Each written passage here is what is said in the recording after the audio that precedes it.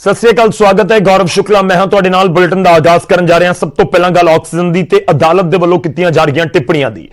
Allahabad high court दे वल्लों सख्त टिप्पणी की गई है ऑक्सीजन की इस समय किल्लत नूं लैके। उन्होंने कहा कि ऑक्सीजन ना मिलण दे नाल हो रहीआं मौतां किसी नरसंहार तो घट नहीं ने, किसी कतलेआम तो घट नहीं ने। तो ऑक्सीजन की वजह जो मौतां हुई ने, ऑक्सीजन की घाट की वजह मौतां हुई ने, उसको लैके चाहे दिल्ली हाई कोर्ट हो या इलाहाबाद हाई कोर्ट हो या देश की कोई भी अदालत जिथे मामला पहुंच रहा है, उन्होंने वालों सख्त टिप्पणियां की जा रही ने। ऑक्सीजन ना देना अपराध है, इलाहाबाद हाई कोर्ट के वालों कहा गया। जनहित पटीशन के उत्ते सुनवाई दौरान यह टिप्पणी इलाहाबाद कोर्ट के वालों की गई है। ऑक्सीजन ना मिलने के उत्ते यह टिप्पणी हुई है। कुछ मौतां लगातार हुई ने वक्-वक् थावां दे उत्ते, पंजाब च भी हुई, अमृतसर च असीं देखिआ सी मौतां हुई ने, इसे तरीके नाल दिल्ली दे विच हुई ने ते वक्-वक् देश दे विच कुछ थावां तो आईयां खबरां कि ऑक्सीजन की घाट इस करके बचाया नहीं जा सकिया मरीजां नूं। ते इलाहाबाद हाई कोर्ट दे विच एक जनहित पटीशन दाखिल की गई ते उस पटीशन के उत्ते टिप्पणी करते हुए अदालत ने सख्त टिप्पणी की ते कहा कि ऑक्सीजन की घाट दे नाल मरना, किसी की मौत होनी किसी कतलेआम तो घट नहीं है ते ऑक्सीजन सप्लाई ना करना या उपलब्ध ना करवा पाना किसी अपराध तो घट नहीं है।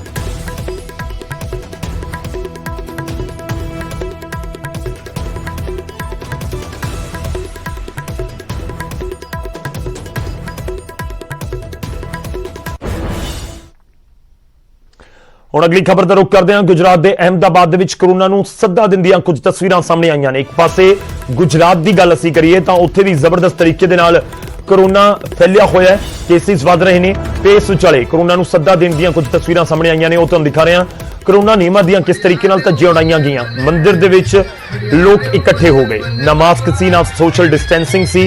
कुंभ लैके रैली के रूप दे विच ये महिलावां निकलियां। कुंभ दा असीं जिक्र कर रहे हैं, कलश भी तुसीं कह सकते हो, कलश उस दे विच जल लैके ये महिलावां वधियां ते उस तो बाद मंदिर दे उत्ते चढ़ाया जांदा है। रवायत है, प्रथा है, विश्वास है लोगों का। पर दूजे पासे कोरोना का काल है, यह भी सबनों समझना होगा।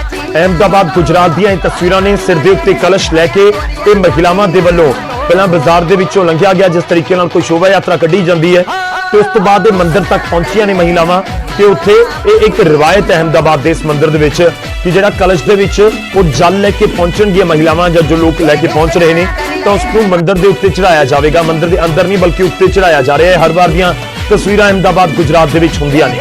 इस तरीके नाल एक सीढ़ी बना दी गई, एक पौड़ी बना दी गई, उसके उत्ते कुछ नौजवान खड़े हुए हैं तो एक एक करके जिहड़ा कलश या कुंभ जिसनूं कहा जा रहा है वो पकड़ाया जा रहा है ऊपर ते मंदिर के उत्ते वो जल चढ़ाया जा रहा है। खैर लोगों का विश्वास हो सकता है इस तरीके नाल जल चढ़ाउण दा ते इस सब दे विचाले जिहड़ा इकट्ठ होया उसको लैके बहुत सारे जरूर सवाल उठ रहे हैं। तो दस दें कि पुलिस ने 23 गिरफ्तारियां कीतियां ने। दरअसल निगराड़ और नवापुर पिंड दे विच पिछले 15 दिनों तो एक भी कोरोना का मामला नहीं आया। अजिहे लोगों ने मन्नत रखी सी कि जेकर कोरोना पिंड तो खत्म होगा तो मंदिर के उत्ते जलाभिषेक करांगे। अजिहे सारियां महिलावां कलश दे विच पानी लैके रैली के रूप में मंदिर पहुंचियां। होर जानकारी के लिए सीधा रुख करते हैं, साडे सहयोगी इस समय साडे नाल जुड़ रहे हैं नवीन चाह अहमदाबाद तो। नवीन, जानना चाहेंगे आपसे क्या कुछ तस्वीरें हैं, और क्योंकि कोरोना तो एक तरफ बढ़ रहा है और इस सबके बीच ये तस्वीरें चिंता को बढ़ाने वाली हैं, बताइए क्या कुछ वहां पर हुआ है और पुलिस ने क्या एक्शन लिया है? गौरव, ये तस्वीर देख के आप खुद अंदाजा लगा सकते हैं कि कितना भयानक और खतरनाक ये दृश्य है। क्योंकि ये दृश्य नॉर्मल तौर पर जब सामान्य दिन होते हैं तब हम इसे इतना भयानक नहीं कह सकते, लेकिन कोरोना जब अपने पीक पर है, दूसरी लहर जिस तरह से कोरोना में लोगों की जान ले रही है, उस दौरान इस तरह का विजुअल, इस तरह का वीडियो कहीं ना कहीं डराता है और तंत्र के सामने जरूर से सवाल खड़े करता है। जब मैं पूरा वाकया बता दूं, ये जो मामला है वो अहमदाबाद का रूरल इलाका है, साणंद विस्तार, और उस विस्तार के अंदर 2 जगहों पे कुल 5000 की बस्ती है गांव में, और वहां के लोगों ने ये पूरा एक प्राण प्रतिष्ठा मंदिर का था बढ़िया देव करके, और उस मंदिर के प्राण प्रतिष्ठा के दौरान ये सब भीड़ इकट्ठा हुई थी और बिल्कुल मास्क नहीं, सोशल डिस्टेंस का कोई पालन नहीं किया गया और पूरे लोग इकट्ठा हुए थे। गौरव, सबसे चौंकाने वाली बात ये है, मैं आपको बता रहा हूँ कि जब हमने इस गांव के सरपंच से बात किया, सरपंच को पूछा कि भाई आप सरपंच हैं और इस तरह का जो विजुअल सामने आ रहा है तो आप इसे किस तरह से देखते हैं, तो उनका भी जो एक बयान था श्रद्धा को लेके कि उनके गांव में 15 दिन के अंदर करीबन 30 लोग मर गए थे कोरोना के, और उन लोगों का ऐसा कहना है कि गुजरात के अंदर गोवा जी कहा जाता है, इस तरह से हर स्टेट में अलग अलग एक होते हैं जिसे लोग माता जी का रूप देते हैं, वो इस तरह की बातें करते हैं, श्रद्धा की बातें, श्रद्धा की बातें जो भी है। लेकिन उन्होंने कहना है कि उन्होंने ऐसा कहा कि इस मंदिर में पानी चढ़ाएंगे तो कोरोना भाग जाएगा। तो कहीं ना कहीं ये मूर्खता वाली बात है। श्रद्धा सभी को होती है, भगवान में हो या गुरुद्वारे में हो या कहीं भी हो, हर तरह के लोग श्रद्धा में रखते हैं। लेकिन इस दौरान अभी इस तरह का विजुअल जो है डरा रहा है।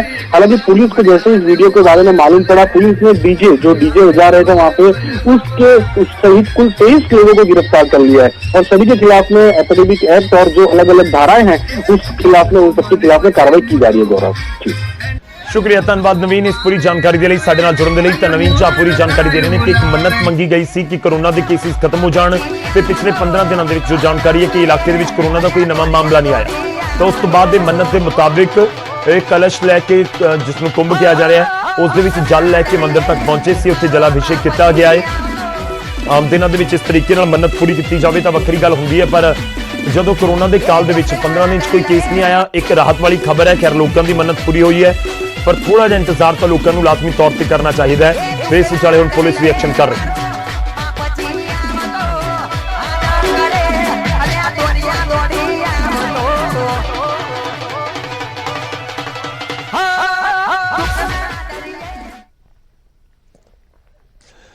ਤਾਂ ਕੋਰੋਨਾ ਦੇ ਮਾਮਲੇ ਤਾਂ ਵੱਧ ਰਹੇ ਨੇ ਤੇ ਇਸ ਵਿਚਾਲੇ ਅਜਿਹੀਆਂ ਤਸਵੀਰਾਂ ਪਰੇਸ਼ਾਨ ਕਰਨ ਵਾਲੀਆਂ ਵੀ ਨੇ, ਪਰ ਦੇਸ਼ ਦੇ ਵਿੱਚ ਕੋਰੋਨਾ ਦਾ ਕਹਿਰ ਬਰਕਰਾਰ ਹੈ। 24 ਘੰਟੇ ਦੇ ਵਿੱਚ ਕੋਰੋਨਾ ਦੇ ਕਿੰਨੇ ਮਾਮਲੇ ਸਾਹਮਣੇ ਆਏ ਨੇ ਉਹ ਹੁਣ ਤੁਹਾਨੂੰ ਦਿਖਾਣੇ ਆ। 3,82,315 ਇਹ ਨਵਾਂ ਅੰਕੜਾ ਹੈ 24 ਘੰਟਿਆਂ ਦਾ, ਜੋ ਅੱਜ ਸਵੇਰੇ ਹੈਲਥ ਮਿਨਿਸਟਰੀ ਦੇ ਵੱਲੋਂ ਜਾਰੀ ਕੀਤਾ ਗਿਆ ਹੈ। ਤੇ 24 ਘੰਟਿਆਂ ਦੇ ਵਿੱਚ ਕੋਰੋਨਾ ਦੀ ਵਜ੍ਹਾ ਦੇ ਨਾਲ 3,780 ਲੋਕਾਂ ਦੀ ਮੌਤ ਵੀ ਹੋ ਗਈ ਹੈ। 3,780 ਲੋਕਾਂ ਨੇ ਦਮ ਤੋੜ ਦਿੱਤਾ ਕੋਰੋਨਾ ਦੀ ਵਜ੍ਹਾ ਦੇ ਨਾਲ, ਜਿਨ੍ਹਾਂ ਦੀ ਰਿਪੋਰਟ ਕੋਰੋਨਾ ਪੋਜ਼ਿਟਿਵ ਆਈ ਸੀ। 24 ਘੰਟਿਆਂ ਦੇ ਵਿੱਚ ਰਿਕਾਰਡ 3,38,439 ਲੋਕ ਠੀਕ ਵੀ ਹੋਏ ਨੇ। ਦੇਸ਼ ਦੇ ਵਿੱਚ 34,87,229 ਇਸ ਸਮੇਂ ਐਕਟਿਵ ਕੇਸ ਨੇ। ਚਿੰਤਾ ਲਾਜ਼ਮੀ ਤੌਰ ਤੇ ਹੈ, ਪਰ ਦੂਜੇ ਪਾਸੇ ਇਹ ਜ਼ਰੂਰ ਸਾਨੂੰ ਧਿਆਨ ਦੇ ਵਿੱਚ ਰੱਖਣਾ ਹੋਏਗਾ ਕਿ ਸਾਨੂੰ ਸਕਾਰਾਤਮਕਤਾ ਰਹਿਣਾ ਹੋਏਗਾ। 3,38,439 ਲੋਕ कोरोना तो ठीक भी हो रहे हैं। रोजाना 3 ਲੱਖ सवा 3 ਲੱਖ ਦਾ ਅੰਕੜਾ ਆ ਰਿਹਾ ਜਿਨ੍ਹਾਂ ਨੇ ਕੋਰੋਨਾ ਨੂੰ ਮਾਤ ਦਿੱਤੀ ਹੈ। ਤਾਂ ਇੱਕ ਪਾਸੇ ਕੋਰੋਨਾ ਦੇ ਕੇਸਿਸ ਬੇਸ਼ੱਕ ਵੱਧ ਰਹੇ ਹੋਣ, ਪਰ ਦੂਜੇ ਪਾਸੇ ਲੋਕ ਜਿਹੜੇ ਠੀਕ ਹੋ ਰਹੇ ਨੇ ਉਹ ਰਫ਼ਤਾਰ ਵੀ ਜ਼ਬਰਦਸਤ ਹੈ। ਇਸ ਕਰਕੇ एहतियात ਵਰਤਣਾ ਹੈ। ਜੇ ਕੋਈ ਲੱਛਣ ਦਿਖਦੇ ਨੇ ਤਾਂ ਫੌਰੀ ਤੌਰ ਦੇ ਉੱਤੇ ਡਾਕਟਰ ਤੱਕ ਸੰਪਰਕ ਕਰਨਾ ਹੈ, ਟੈਸਟ ਕਰਵਾਉਣਾ ਹੈ। ਆਪਣੇ ਡਾਕਟਰ ਨਾਲ ਲਗਾਤਾਰ ਸੰਪਰਕ ਦੇ ਵਿੱਚ ਰਹੋ, ਇਹੀ ਨਿਊਜ਼ 18 ਵੀ ਤੁਹਾਨੂੰ ਅਪੀਲ ਕਰ ਰਿਹਾ ਹੈ। ਤਾਂ ਦੇਸ਼ ਦੇ ਵਿੱਚ ਕੋਰੋਨਾ ਦੇ ਅੰਕੜੇ ਕੀ ਕੁਝ ਕਹਿ ਰਹੇ ਨੇ, ਪਿਛਲੇ 5 ਦਿਨਾਂ ਦਾ ਅੰਕੜਾ ਤੁਹਾਨੂੰ ਦਿਖਾ ਦਿੰਦੇ ਹਾਂ। ਲਗਾਤਾਰ ਕੇਸਿਸ ਵਧਦੇ ਹੋਏ ਵੀ ਨਜ਼ਰ ਆ ਰਹੇ ਨੇ। ਪਹਿਲਾਂ ਇੱਕ ਵਾਰੀ ਪੂਰੇ ਦੇਸ਼ ਦਾ ਅੰਕੜਾ ਦੇਖ ਲਓ ਇੱਕ ਗ੍ਰਾਫਿਕਸ ਦੇ ਜ਼ਰੀਏ, ਉਸ ਤੋਂ ਬਾਅਦ ਅਸੀਂ ਪੂਰੇ 5 ਦਿਨ ਦਾ ਅੰਕੜਾ ਮੈਂ ਤੁਹਾਨੂੰ ਦਿਖਾਵਾਂਗਾ। ਖੈਰ 5 ਦਿਨ ਦਾ ਅੰਕੜਾ ਪਹਿਲਾਂ ਦੇਖੋ। 30 ਅਪ੍ਰੈਲ ਤੋਂ ਲੈ ਕੇ 4 ਮਈ ਤੱਕ ਦਾ ਇਹ ਅੰਕੜਾ ਹੈ। 30 ਅਪ੍ਰੈਲ ਨੂੰ ਜਿਹੜਾ ਮੌਤਾਂ ਦਾ ਅੰਕੜਾ ਸੀ ਉਹ 3523 ਸੀ, ਜਦਕਿ 4 ਮਈ ਤੱਕ ਇਹ ਅੰਕੜਾ 3780 ਤੱਕ ਪਹੁੰਚ ਗਿਆ। ਡੇਲੀ ਵਧਦੇ ਹੋਏ ਨਜ਼ਰ ਆ ਰਹੇ ਨੇ। ਵਿਚਾਲੇ ਕੁਝ ਜਾ ਕੇ ਥੋੜਾ ਜਿਹਾ ਨੀਚੇ ਆਇਆ, ਪਰ 3780 ਹੁਣ ਤੱਕ ਦਾ ਸਭ ਤੋਂ ਵੱਡਾ ਅੰਕੜਾ। 1 ਮਈ ਨੂੰ 3699 ਲੋਕਾਂ ਦੀ ਮੌਤ ਹੋਈ ਸੀ, ਪਰ 4 ਮਈ ਨੂੰ ਇਹ ਅੰਕੜਾ 3780 ਤੱਕ ਪਹੁੰਚ ਗਿਆ ਹੈ। ਨਵੇਂ ਕੇਸਿਸ ਵੀ ਤੁਹਾਡੇ ਸਾਹਮਣੇ ਨੇ। 3,82,315 ਕੇਸਿਸ 4 ਮਈ ਦੇ ਦਿਨ ਰਿਪੋਰਟ ਕੀਤੇ ਗਏ ਨੇ, ਜਦਕਿ 30 ਅਪ੍ਰੈਲ ਨੂੰ ਹੁਣ ਤੱਕ ਦਾ ਸਭ ਤੋਂ ਵੱਡਾ ਅੰਕੜਾ ਆਇਆ ਸੀ। 4,01,993 ਲੋਕ ਕੋਰੋਨਾ ਪੋਜ਼ਿਟਿਵ ਪਾਏ ਗਏ ਸੀ 24 ਘੰਟਿਆਂ ਦੇ ਵਿੱਚ, ਤੇ ਨਵੇਂ ਕੇਸ 4 ਮਈ ਨੂੰ 3,82,000। पंजाब के अंकड़े के उत्ते भी तुहानूं नजर पा देने ग्राफिक्स के जरिए कि पंजाब च इस समय की कुछ हालात ने। 7601 नवे केस रिपोर्ट किए गए हैं पंजाब च। पिछले 24 घंटिया के 6115 लोग ठीक हुए हैं, मौतां हुई ने 173। यह पूरे पंजाब का अंकड़ा है। पिछले 5 दिनों का अंकड़ा भी तुहाडी स्क्रीन के उत्ते 5 दिनों का नवे केसिस किन्ने ने पहला देखो। पंजाब का मैं जिक्र कर रहा। 30 अप्रैल को 6132 मामले सामने आए सी, रिपोर्ट किए गए सी पंजाब 4 मई को 7601 मामले। पिछले 5 दिनों वाला अंकड़ा भी तुहाडे सामने आएगा कुछ ही पल च। 4 मई ਨੂੰ ਜਿਹੜਾ ਅੰਕੜਾ ਹੈ ਉਹ 7601 ਆਇਆ ਹੈ, ਯਾਨੀ ਕਿ ਹੁਣ ਤੱਕ ਦਾ ਸਭ ਤੋਂ ਵੱਡਾ ਅੰਕੜਾ ਪੰਜਾਬ ਦੇ ਵਿੱਚ 4 ਮਈ ਨੂੰ ਰਿਪੋਰਟ ਕੀਤਾ ਗਿਆ ਹੈ। 7601 ਕੇਸਿਸ ਨੇ। 2 ਮਈ ਨੂੰ ਜਿਹੜਾ ਅੰਕੜਾ ਆਇਆ ਸੀ ਉਹ 7327 ਸੀ।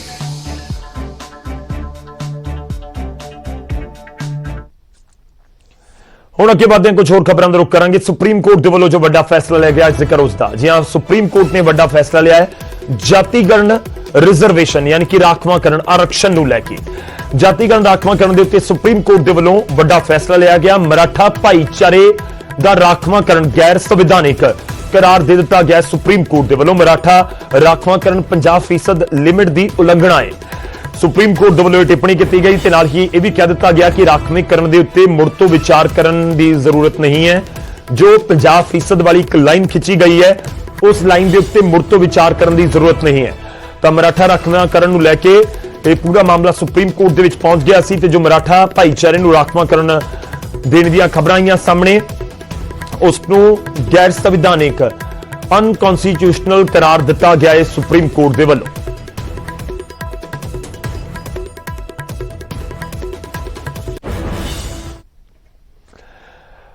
ਅੱਗੇ ਵਧਦੇ ਹਾਂ ਤੇ ਗੱਲ ਹੁਣ ਪਾਣੀ ਦੀ। ਪਾਣੀ ਵਿਵਾਦ ਦੇ ਉੱਤੇ ਸੁਪਰੀਮ ਕੋਰਟ ਦੇ ਵਿੱਚ ਅਹਿਮ ਸੁਣਵਾਈ। ਜੀ ਹਾਂ, ਸੁਪਰੀਮ ਕੋਰਟ ਦੇ ਵਿੱਚ ਦਿੱਲੀ ਜਲ ਬੋਰਡ ਨੇ ਕਿਹਾ ਕਿ ਹਰਿਆਣਾ ਪੰਜਾਬ ਤੋਂ ਪਾਣੀ ਬਣਦਾ ਜੋ ਉਹਨਾਂ ਦਾ ਹਿੱਸਾ ਹੀ ਨਹੀਂ ਮਿਲ ਰਿਹਾ। ਦਿੱਲੀ ਦੇ ਵਿੱਚ ਪਾਣੀ ਦੀ ਭਾਰੀ ਘਾਟ ਹੈ, ਕਿੱਲਤ ਹੈ। ਜਲ ਬੋਰਡ ਦੇ ਵੱਲੋਂ ਇਹ ਅਦਾਲਤ ਨੂੰ ਜਾਣਕਾਰੀ ਦਿੱਤੀ ਗਈ ਹੈ। ਹਸਪਤਾਲਾਂ ਦੇ ਵਿੱਚ ਵੀ ਜਲ ਸਪਲਾਈ ਜਿਹੜੀ ਪਾਣੀ ਦੀ ਸਪਲਾਈ ਹੈ ਉਹ ਪ੍ਰਭਾਵਿਤ ਹੋ ਸਕਦੀ ਹੈ। ਤਾਂ ਆਕਸੀਜਨ ਦੀ ਸਪਲਾਈ ਨੂੰ ਲੈ ਕੇ ਦਿੱਲੀ ਸਰਕਾਰ ਇਸ ਸਮੇਂ ਦਿੱਕਤ ਮਹਿਸੂਸ ਕਰ ਰਹੀ ਹੈ, ਅਦਾਲਤਾਂ ਨੂੰ ਦੱਸ ਰਹੀ ਹੈ ਤੇ ਦੂਜੇ ਪਾਸੇ ਪਾਣੀ ਦੀ ਸਪਲਾਈ ਨੂੰ ਲੈ ਕੇ ਵੀ ਜਿਹੜਾ ਦਿੱਲੀ ਸਰਕਾਰ ਦੇ ਵੱਲੋਂ ਸਵਾਲ ਚੁੱਕੇ ਜਾ ਰਹੇ ਨੇ ਕਿ ਪੰਜਾਬ ਅਤੇ ਹਰਿਆਣਾ ਜੋ ਬਣਦਾ ਪਾਣੀ ਦਾ ਹਿੱਸਾ ਹੈ ਉਹ ਦਿੱਲੀ ਨੂੰ ਨਹੀਂ ਦੇ ਰਿਹਾ। ਇਸ ਕਰਕੇ ਦਿੱਲੀ ਦੇ ਵਿੱਚ ਪਾਣੀ ਦੀ ਜ਼ਿਆਦਾ ਘਾਟ ਹੈ ਜੋ ਇਸ ਸਮੇਂ ਦਿੱਕਤ ਹੈਗੀ ਹੈ। ਨਾਲ ਇਹ ਵੀ ਕਹਿ ਦਿੱਤਾ ਗਿਆ ਕਿ ਹਸਪਤਾਲਾਂ ਦੇ ਵਿੱਚ ਆਉਣ ਵਾਲੇ ਦਿਨਾਂ ਦੇ ਵਿੱਚ ਪਾਣੀ ਦੀ ਸਪਲਾਈ ਵੀ ਪ੍ਰਭਾਵਿਤ ਹੋ ਸਕਦੀ ਹੈ ਇਸ ਕੋਵਿਡ ਕਾਲ ਦੇ ਦੌਰਾਨ। ਇਸ ਕਰਕੇ ਅਦਾਲਤ ਨੂੰ ਅਪੀਲ ਕਰਦਾ ਦਿੱਲੀ ਸਰਕਾਰ ਦੇ ਨੁਮਾਇੰਦੇ ਅਪੀਲ ਕਰਦੇ ਹੋਏ ਨਜ਼ਰ ਆਏ ਨੇ ਕਿ ਜ਼ਰੂਰ ਇਸ ਦੇ ਵੱਲ ਧਿਆਨ ਦਿੱਤਾ ਜਾਵੇ। सुशील पांडे का रुख करते हैं, साढ़े सहयोगी दिल्ली तो साढ़े नाल ने। सुशील, जानना चाहेंगे अब पानी को लेकर क्या विवाद है? जी देखिए, साफ तौर से हरियाणा और दिल्ली के बीच पानी का विवाद जो है वो पुराना है। हालांकि आज सुप्रीम कोर्ट में दिल्ली जल बोर्ड की तरफ से ये कहा गया कि जो पर्याप्त मात्रा में पानी है वो हरियाणा और पंजाब की तरफ से दिल्ली को नहीं मिल पा रहा है और जो आपूर्ति फिलहाल हरियाणा और पंजाब से होनी चाहिए वो आपूर्ति नहीं हो पा रही है। और अगर आपूर्ति नहीं हो पाई तो फिलहाल जो अस्पताल हैं, अस्पतालों में काफी किल्लत होगी पानी की और वो आपूर्ति नहीं कर पाएंगे। बहरहाल आज पूरे मामले पर सुनवाई चल रही है। जल बोर्ड की तरफ से यह भी कहा गया है कि जो पानी की क्वालिटी है उस पानी की क्वालिटी में भी काफी गंदगी सामने निकल कर आ रही है, जिसमें मैग्नीशियम और कैल्शियम की मात्रा बहुत ज्यादा है, काफी प्रदूषित पानी आ रहा है। तो उन तमाम पहलुओं पर फिलहाल सुनवाई चल रही है। लेकिन एक बार फिर से दिल्ली जल बोर्ड ने हरियाणा और पंजाब पर पानी की आपूर्ति कम करने का आरोप लगाया है।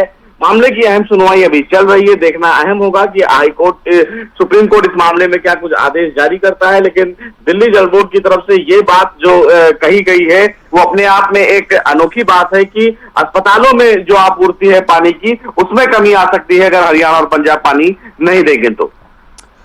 शुक्रिया सुशील, धन्यवाद साडे नाल जुड़न दे लई। इस पूरी गलबात दे लई तां पानी दी किल्लत नूं लैके पूरा विवाद है, सुप्रीम कोर्ट पहुंच चुकिया। दिल्ली सरकार कह रही है कि साडे कोल, दिल्ली जल बोर्ड कह रहा है कि साडे कोल पानी नहीं है ते पंजाब ते हरियाणा जो बनदा हिस्सा दिल्ली दा उन्हां नूं नहीं दे रहा।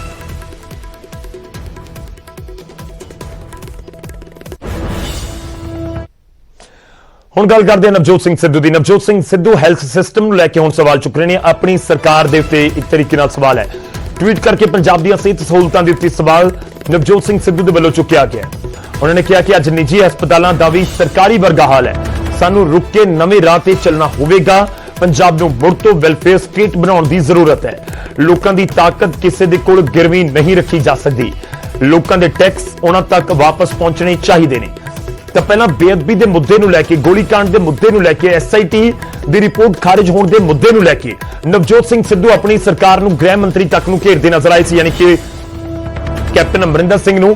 ते हुण नवजोत सिंह सिद्धू दे वल्लों हैल्थ सिस्टम नूं लैके सवाल चुके जा रहे हैं। कह रहे हैं कि हैल्थ सिस्टम जिस तरीके का है सानूं सोचण की जरूरत है। मुड़ तो पंजाब नूं वेलफेयर स्टेट बनाउण की जरूरत है। उन्होंने यह भी कह दिता कि प्राइवेट हस्पतालों का हाल भी कुछ उस तरीके का ही हो गया जो सरकारी का, यानी कि सरकारी हस्पतालों के उत्ते तां सीधे क्वेश्चन चुके दिते नवजोत सिंह सिद्धू ने।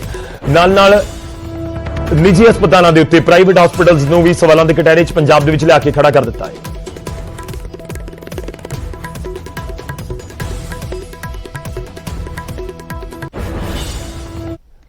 अगली खबर का रुख करते हैं। पंजाब के मुलाजमां नूं जल्द वड्डा तोहफा मिल सकता है।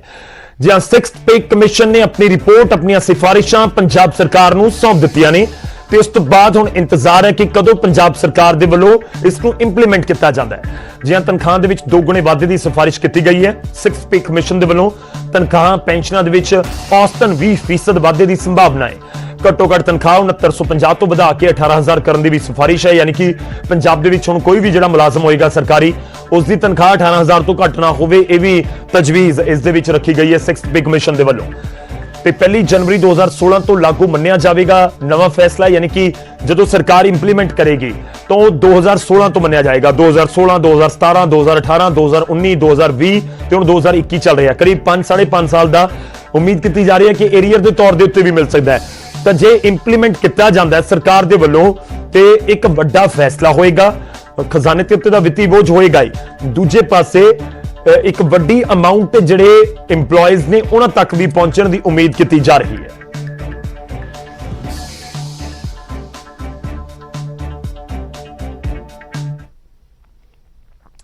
ਤੇ ਵੱਡੀ ਖਬਰ ਹੈ 6 ਪੇ ਕਮਿਸ਼ਨ ਵਾਲੀ। ਦੇਖਣਾ ਹੋਏਗਾ ਕਿ ਕਦੋਂ ਤੋਂ ਇੰਪਲੀਮੈਂਟ ਕੀਤਾ ਜਾਂਦਾ ਹੈ, ਪਰ ਇਹ ਵੀ ਤੁਹਾਨੂੰ ਦੱਸ ਦਈਏ ਕਿ ਕੈਬਨਿਟ ਦੀ ਮੀਟਿੰਗ ਹੈ ਦੁਪਹਿਰ 3 ਵਜੇ, ਉਸ ਦੇ ਵਿੱਚ ਵੀ ਇਹ ਮਸਲਾ ਵਿਚਾਰਿਆ ਜਾ ਸਕਦਾ ਹੈ। ਅਗਲੀ ਖਬਰ ਦਾ ਰੁਖ ਕਰਦੇ ਹਾਂ। ਅਜਨਾਲਾ ਦੇ ਵਿੱਚ ਗੁਰੂ ਗ੍ਰੰਥ ਸਾਹਿਬ ਅਗਨ ਭੇਟ ਹੋਏ ਨੇ, ਜਾਂ ਸ਼ਾਰਟ ਸਰਕਟ ਹੋਣ ਦੀ ਵਜ੍ਹਾ ਦੇ ਨਾਲ ਅੱਗ ਲੱਗੀ ਹੈ। ਪੂਰੀ ਘਟਨਾ ਵਾਪਰੀ ਅਸਮਾਨੀ ਬਿਜਲੀ ਡਿੱਗਣ ਦੀ ਵਜ੍ਹਾ ਦੇ ਨਾਲ ਇਹ ਸ਼ਾਰਟ ਸਰਕਟ ਹੋਇਆ ਹੈ। ਅੱਗ ਲੱਗਣ ਦੇ ਨਾਲ ਗੁਰਦੁਆਰੇ ਦਾ ਹੋਰ ਸਮਾਨ ਵੀ ਸੜਿਆ ਹੈ। ਘਟਨਾ ਨੂੰ ਲੈ ਕੇ ਸਿੱਖ ਸੰਗਤ ਦੇ ਵਿੱਚ ਰੋਸ ਹੈ। ਅਜਨਾਲਾ ਦੇ ਚੱਕ ਕਮਾਲ ਖਾਂ ਪਿੰਡ ਦੀ ਇਹ ਪੂਰੀ ਘਟਨਾ ਦੱਸੀ ਜਾ ਰਹੀ ਹੈ। ਸ਼ਾਰਟ ਸਰਕਟ ਹੋਣ ਦੇ ਨਾਲ ਇਹ ਅੱਗ ਲੱਗਣ ਦੀ ਘਟਨਾ ਵਾਪਰੀ ਗੁਰਦੁਆਰਾ ਸਾਹਿਬ ਦੇ ਵਿੱਚ, ਜਿੱਥੇ ਗੁਰੂ ਗ੍ਰੰਥ ਸਾਹਿਬ ਜੀ ਦੇ ਪਾਵਨ ਸਰੂਪ ਵੀ ਅਗਨ ਭੇਟ ਹੋਏ ਨੇ, ਉਹਨਾਂ ਨੂੰ ਵੀ ਨੁਕਸਾਨ ਪਹੁੰਚਿਆ। ਤੇ ਤੁਹਾਨੂੰ ਦੱਸ ਦਈਏ ਕਿ ਅਸਮਾਨੀ ਬਿਜਲੀ ਡਿੱਗੀ ਤੇ ਉਸ ਤੋਂ ਬਾਅਦ ਸ਼ਾਰਟ ਸਰਕਟ ਹੋਇਆ। ਇੱਕ ਦਿਨ ਪਹਿਲਾਂ ਅਸੀਂ ਗੱਲ ਕਰੀਏ ਮੰਗਲਵਾਰ ਦੀ, ਤਾਂ ਪੂਰੇ ਪੰਜਾਬ 'ਚ ਵੱਖ-ਵੱਖ ਥਾਵਾਂ ਦੇ ਉੱਤੇ, ਪੂਰੇ ਮਾਝੇ ਦਾ ਅਸੀਂ ਜ਼ਿਕਰ ਕਰ ਲਈਏ, ਉੱਥੇ ਬਾਰਿਸ਼ ਹੋਈ ਹੈ, ਅਸਮਾਨੀ ਬਿਜਲੀ ਕੜਕੀ, ਤੇਜ਼ ਹਨੇਰੀ, ਝੱਖੜ ਚੱਲਿਆ। ਇਹ ਪੰਜਾਬ ਦੇ ਜ਼ਿਆਦਾਤਰ ਹਿੱਸਿਆਂ ਦੇ ਵਿੱਚ ਪਿਛਲੇ ਦਿਨੀ ਨਜ਼ਰ ਆਇਆ, ਪਿਛਲੇ 24 ਘੰਟਿਆਂ 'ਚ ਨਜ਼ਰ ਆਇਆ। ਤੇ ਅਜਨਾਲਾ ਦੇ ਵਿੱਚ ਤਾਂ ਇਹ ਦੁਖਦ ਘਟਨਾ ਵਾਪਰੀ। ਚੱਕ ਕਮਾਲ ਖਾਂ ਤਹਿਸੀਲ ਅਜਨਾਲਾ ਅੰਮ੍ਰਿਤਸਰ ਦੇ ਵਿੱਚ ਬਿਜਲੀ ਦਾ ਸ਼ਾਰਟ ਸਰਕਟ ਹੋਣ ਕਰਕੇ ਸ੍ਰੀ ਗੁਰੂ ਗ੍ਰੰਥ ਸਾਹਿਬ ਜੀ ਦਾ ਪਾਵਨ ਸਰੂਪ ਅਗਨ ਭੇਟ ਹੋਣ ਦੀ ਦੁਖਦਾਈ ਘਟਨਾ ਜਿਹੜੀ ਉਹ ਵਾਪਰੀ ਹੈ। ਪਿੰਡ ਦੇ ਵਿੱਚ ਸ਼ਾਰਟ ਸਰਕਟ ਹੋਇਆ ਤੇ ਉਹਦੇ ਕਰਕੇ ਦੁਖਦਾਈ ਘਟਨਾ ਜਿਹੜੀ ਉਹ ਵਾਪਰ ਗਈ ਹੈ, ਜਿਸ ਤੋਂ ਬਾਅਦ ਸ੍ਰੀ ਗੁਰੂ ਗ੍ਰੰਥ ਸਾਹਿਬ ਜੀ ਦੇ ਪਾਵਨ ਸਰੂਪ ਜਿਹੜੇ ਸੀ ਅਗਨ ਭੇਟ ਹੋਏ, ਉਹਨਾਂ ਦਾ ਸੁਖਾਸਨ ਕਰਕੇ ਤੇ ਗੋਇੰਦਵਾਲ ਸਾਹਿਬ ਵਿਖੇ ਜਿਹੜੇ ਉਹ ਭੇਜੇ ਜਾ ਰਹੇ ਆ। ਤੇ ਇਹਦਾ ਜਿਹੜਾ ਸ਼੍ਰੋਮਣੀ ਗੁਰਦੁਆਰਾ ਪ੍ਰਬੰਧਕ ਕਮੇਟੀ ਵੱਲੋਂ ਸ੍ਰੀ ਅਕਾਲ ਤਖਤ ਸਾਹਿਬ ਦੇ ਉੱਪਰ ਇਸ ਗੱਲ ਦੀ ਰਿਪੋਰਟ ਜਿਹੜੀ ਉਹ ਕਰ ਦਿੱਤੀ ਗਈ ਹੈ। ਰੁਕ ਕਰਦੇ ਹਾਂ ਅੰਮ੍ਰਿਤਸਰ ਅਜਨਾਲਾ ਤੋਂ। ਸਾਡੇ ਨਾਲ ਸਾਡੇ ਸਹਿਯੋਗੀ ਜੁੜ ਰਹੇ ਨੇ ਅਮਿਤ ਸ਼ਰਮਾ। ਅਮਿਤ, ਕੀ ਕੁਝ ਜਾਣਕਾਰੀ ਤੁਹਾਡੇ ਕੋਲ? ਇਹ ਘਟਨਾ ਜਿਹੜੀ ਵਾਪਰੀ ਅਜਨਾਲਾ ਦੇ ਵਿੱਚ ਗੁਰਦੁਆਰਾ ਸਾਹਿਬ ਦੇ ਵਿੱਚ ਅੱਗ ਲੱਗੀ ਹੈ। बिल्कुल गौरव, मैं दसना चाहूंगा कि अमृतसर की तहसील अजनाला च कल जेडे देर शाम ਨੂੰ बिजली डिगन नाले गुरुद्वारे ਦੇ ਵਿੱਚ शॉर्ट सर्किट होया, जिस वजह ਨਾਲ पावन स्वरूप जेडे श्री गुरु ग्रंथ साहब ਦੇ अगन भेट होए ने। हालांकि सिख संगतां ਨੂੰ ਜਦੋਂ ਇਸ ਬਾਰੇ ਪਤਾ ਚੱਲਿਆ ਤੇ ਉਸੇ ਵੇਲੇ ਉਸ ਜਗ੍ਹਾ ਤੇ ਪੁੱਜਿਆ ਤੇ ਕਾਫੀ ਰੋਸ਼ ਵੇਖਿਆ ਗਿਆ, ਕਿਉਂਕਿ ਬੜੀ ਵੱਡੀ ਘਟਨਾ ਹੋਈ ਹੈ। ਤੇ ਜਿਸ ਤੋਂ ਬਾਅਦ ਪਾਵਨ ਸਰੂਪਾਂ ਨੂੰ ਜਿਹੜਾ ਗੋਇੰਦਵਾਲ ਸਾਹਿਬ ਭੇਜਿਆ ਜਾ ਰਿਹਾ ਤੇ ਅਤੇ ਇਸ ਦੀ ਰਿਪੋਰਟ ਬਣਾ ਕੇ ਵੀ ਜਿਹੜਾ ਗੁਰਦੁਆਰਾ ਕਮੇਟੀ ਵੱਲੋਂ ਅਕਾਲ ਤਖਤ ਸਾਹਿਬ ਅਤੇ SGPC ਨੂੰ ਭੇਜੀ ਜਾ ਰਹੀ ਹੈ। ਜੀ ਗੌਰਵ, ਸ਼ੁਕਰੀਆ, ਧੰਨਵਾਦ ਸਾਡੇ ਨਾਲ ਜੁੜਨ ਦੇ ਲਈ ਅਮਿਤ। ਇਸ ਪੂਰੀ ਜਾਣਕਾਰੀ ਦੇ ਲਈ ਤਾਂ ਰਿਪੋਰਟ ਭੇਜੀ ਜਾ ਰਹੀ ਹੈ ਪੂਰੀ SGPC ਨੂੰ, ਅਕਾਲ ਤਖਤ ਸਾਹਿਬ ਨੂੰ, ਕਿ ਆਖਿਰ ਇਹ ਘਟਨਾ ਕਿਵੇਂ ਵਾਪਰੀ ਹੈ। ਖੈਰ ਇੱਕ ਇਹ ਵੀ ਪੁਆਇੰਟ ਹੈ ਕਿ ਅਜਿਹੀਆਂ ਘਟਨਾਵਾਂ ਪਹਿਲਾਂ ਵੀ ਕਈ ਵਾਰ ਵਾਪਰੀਆਂ ਨੇ, ਤਾਂ ਕੀ ਕੋਈ ਇਸ ਤਰੀਕੇ ਦੇ ਇੰਤਜ਼ਾਮ ਨਹੀਂ ਕੀਤੇ ਜਾਂਦੇ ਜਾਂ ਨਹੀਂ ਕੀਤੇ ਗਏ ਨੇ ਕਿ ਘੱਟੋ ਘੱਟ ਤਾਰਾਂ ਤੋਂ ਦੂਰ ਗੁਰੂ ਗ੍ਰੰਥ ਸਾਹਿਬ ਦੀ ਭੀੜ ਨੂੰ ਰੱਖਿਆ ਜਾਵੇ। ਖੈਰ ਉਮੀਦ ਹੈ ਕਿ ਗੁਰਦੁਆਰਾ ਪ੍ਰਸ਼ਾਸਨ ਨੇ ਬਹੁਤ ਧਿਆਨ ਦੇ ਨਾਲ ਇਹਤਿਆਤ ਵਰਤੇ ਹੋਣਗੇ, ਪਰ ਕਈ ਵਾਰ ਜਦੋਂ ਘਟਨਾ ਵਾਪਰ ਜਾਂਦੀ ਹੈ ਤਾਂ ਉਸ ਤੋਂ ਬਾਅਦ ਕਈ ਚੀਜ਼ਾਂ ਜ਼ਿਹਨ ਦੇ ਵਿੱਚ ਆਉਂਦੀਆਂ ਨੇ। ਖੈਰ ਇਹ ਦੁਖਦ ਘਟਨਾ ਵਾਪਰੀ ਹੈ, ਸਿੱਖ ਸੰਗਤ ਦੇ ਵਿੱਚ ਰੋਸ ਵੀ ਹੈ ਤੇ ਹੁਣ ਰਿਪੋਰਟ ਵੀ ਜ਼ਰੂਰ ਲਾਜ਼ਮੀ ਤੌਰ ਤੇ SGPC ਦੇ ਅਕਾਲ ਤਖਤ ਸਾਹਿਬ ਨੂੰ ਭੇਜੀ ਜਾਵੇ।